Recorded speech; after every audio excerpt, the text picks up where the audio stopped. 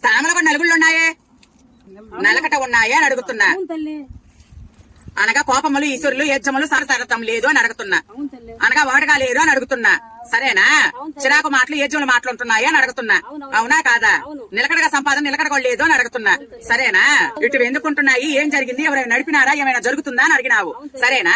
మా ఇంటి వెలుగుకి దీపమునికి జ్యోతులకు వారసలు లేరే అని అడుగుతున్నావు. అవునా? సంతానం ఎందుకు నిలకడ లేకుండా పోతుందా అని అడుగుతున్నావు. పిల్లోడు కూడా మాట ఎందుకు వినటం లేదు అని అడుగుతున్నావు. అవునా కాదా? మన మాట విన్నట్టు ఉండి ఎందుకు వినబెడుతున్నారు, పెంచమని పెడుతున్నాడమ్మా అని అడుగుతున్నావు. సరేనా? యజ్ఞములు ఎక్కువ పడుతున్నాయే, అర్థమవుతుందా? ఏజములు ఎక్కువ పడుతున్నాయా, దోషం పడుతుందా అని అంటున్నా. అనగా నరఘోష పడుతుంది, అరుపులు ఎక్కువ వినపడుతున్నాయా అని అడుగుతున్నా. చిన్న మాట కూడా కోపాలీసులు ఎక్కువ అవుతున్నాయా అని అడుగుతున్నా. దాన్ని పోతున్నా కూడా ఏజమ వద్దన్నా కూడా మన మీదకి వస్తున్నారమ్మా అని అడుగుతున్నా. అవునా కాదా అంటున్నా. ఇటు ఎందుకు జరుగుతున్నాయమ్మా, మనుషులు చేసిన మాయలా లేదా భగవంతుడు పెడుతున్న మాయలా అని అడగడం వచ్చినావు. అవునా? ఎందుకు నిలకడ లేకుండా పోతున్నారమ్మా అని అడుగుతున్నా.